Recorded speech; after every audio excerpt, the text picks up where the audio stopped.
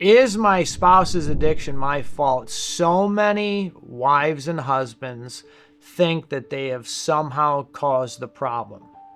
What I do know, though, is through all of my experience and background, is that in a weird kind of way, maybe that's a bad choice of words, but addicts and alcoholics are sought out by specific people.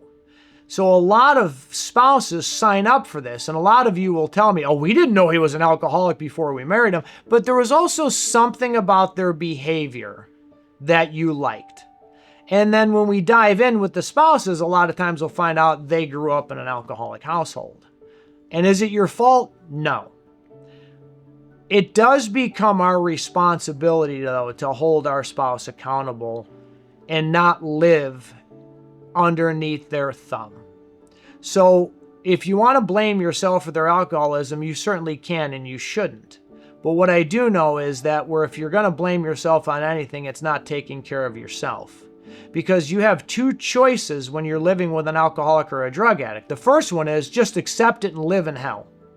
The other one is have enough self-respect to set a boundary and to hold them accountable that if they don't get better, you can't stay.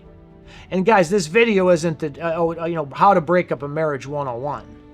It's if they're not going to address the problem, how much longer are you going to stay in it? And if the answer is any number of days, then my question is, why are you staying? Maybe it's because you think there's some hope that they'll snap out of it. And if you do an intervention, you'll have that answer. They're either going to accept help or they're going to say alcohol is more important than you and my family and the children and the job and life as itself. Is it your fault? Not necessarily. There is always some components of you did get into this relationship with a specific person. Most of you knew they had a problem going into it. Many of you may not, but you know there were certain behaviors that drew you to them, you were attracted to, that may have resembled others in your past that you sought out relationships with.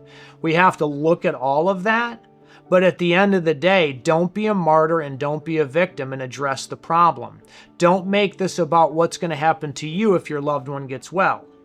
And it isn't your fault.